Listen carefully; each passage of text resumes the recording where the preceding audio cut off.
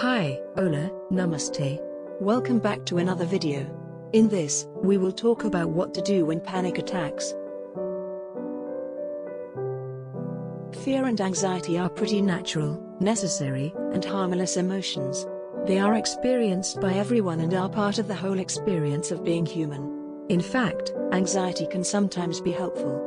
However, anxiety in the absence of danger or threat can make you feel really uncomfortable, especially if it occurs too frequently or if it is too intense. So, a panic attack is the same brief, intense episode of fear or uneasiness you might have in response to real danger. But, it happens in situations most people would not be afraid about. It is like someone ringing a false alarm. And, it can be very frightening, and you may want to escape the situation, or seek emergency assistance.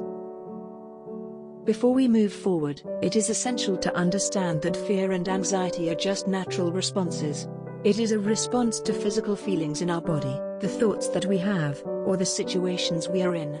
It is unrealistic and unhelpful to take away all of our anxiety and fear. The focus instead is on reducing the anxiety that does not help us, which is often when we believe there is danger, despite nothing being there. Ask yourself this. When you feel panicked, do you sometimes get afraid that you are sick, or losing your mind? Does it feel as if your heart is racing, or you have trouble breathing? Or maybe you feel dizzy, or faint? You may even feel sweaty or have flashes of hot or cold sensations. Do the feelings come out of the blue when you least expect them? Are you worried about when these feelings will happen again? Do these feelings stop you from doing things that you want to do? If these descriptions apply to you, then you may be experiencing a panic attack. Now, you might be wondering why panic attacks happen. There can be several reasons why a person may have an initial panic attack. This could include a combination of a person's biological makeup, their personality, and the tendency for the body to develop a fear response. While these factors provide the setting for the possibility of a panic attack, one thing that often sets the stage is a person's experience of stress. Many people recall that their first panic attack happened after a stressful period in their lives. This could include a negative life event, relationship difficulties, or significant loss. It could also have been a brief period of acute stress, such as being in a situation where they suddenly felt very frightened, for example, being stuck in a crowded shopping center. In people who may be biologically more reactive to developing the fear response, going through these times of stress can make a panic attack more likely. So, for some people, their physical response to stressful events would be similar to how their bodies would respond if they were in real physical danger. Let us now talk about how we can overcome negative thoughts about panic. There is a link between our thinking, emotions, physical sensations, and behaviors.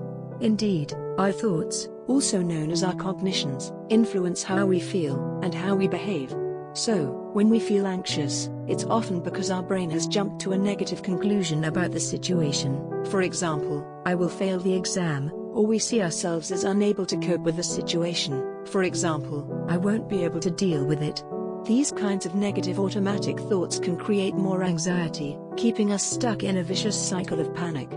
When we think a negative outcome has a high chance of happening, and would be very awful if it did happen, we are bound to worry more, focus on potential threats, and feel more anxious. This then produces more physical sensations, falsely confirming to us that our fears must be coming true. By learning to identify these thoughts and interpretations, we can evaluate them, test them, and discover for ourselves how accurate they really are. Trying to uncover and evaluate negative automatic thoughts in your head can often get messy and confusing. The best way is to follow 3 important steps. Step 1 is to identify the negative automatic thoughts. To start, identify the situation that triggered this episode of panic, and the physical symptoms you experienced. Ask yourself, what was the event or situation? What physical symptoms, or internal sensations set this off? You'll then need to ask yourself, what do I notice in my body?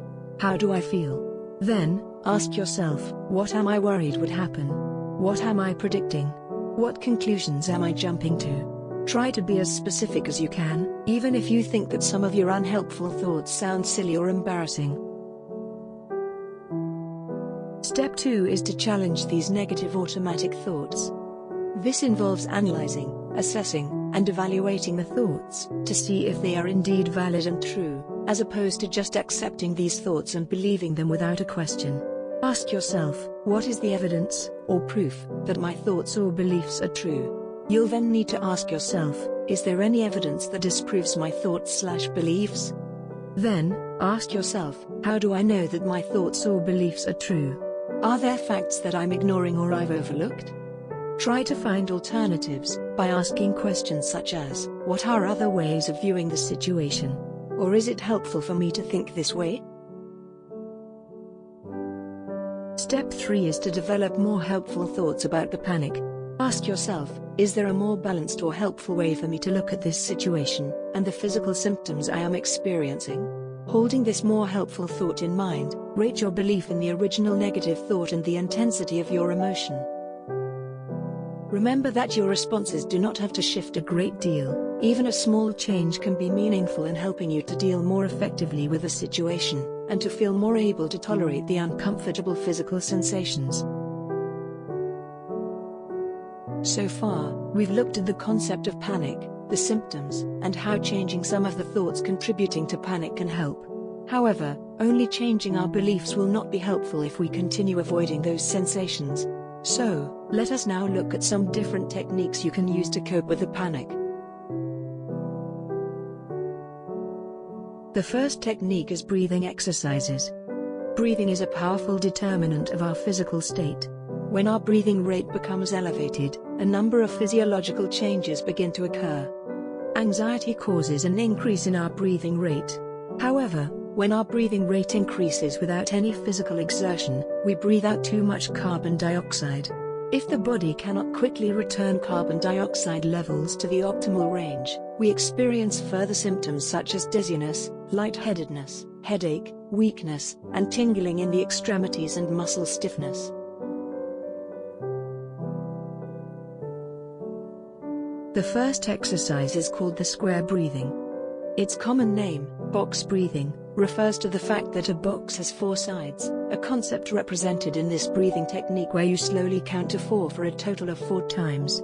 So this would include 4 counts of breathing in, 4 counts of holding your breath, 4 counts of breathing out, and 4 more counts of holding after you exhale. Don't put too much pressure on yourself to master the box breathing method right away. Stay at your comfort level and make sure that you breathe gently and not strain yourself. The second exercise is the 4-7-8 breathing technique. This technique requires a person to focus on taking long, deep breaths in and out. For it to be done successfully, one must breathe in for 4 seconds, hold the breath for 7 seconds, and exhale for 8 seconds.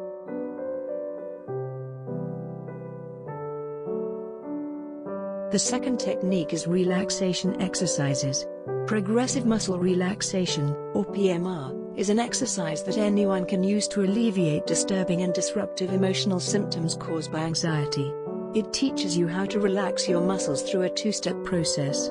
First, you systematically tense particular muscle groups in your body, such as your neck and shoulders. Next, you release the tension and notice how your muscles feel when you relax them. This exercise will help you to lower your overall tension and stress levels, and help you relax when you are feeling anxious. It can also help reduce physical problems such as stomach aches and headaches, as well as improve your sleep.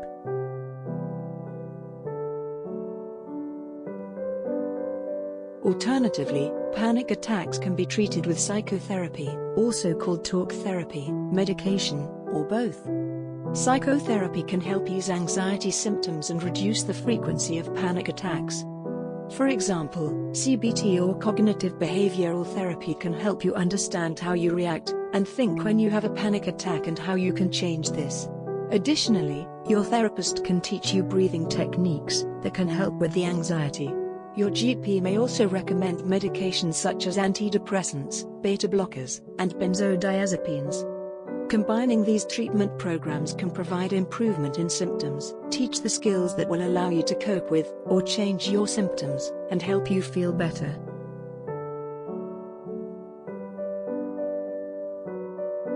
Well, that's it for today. Thank you for watching. I hope you found it informational and helpful.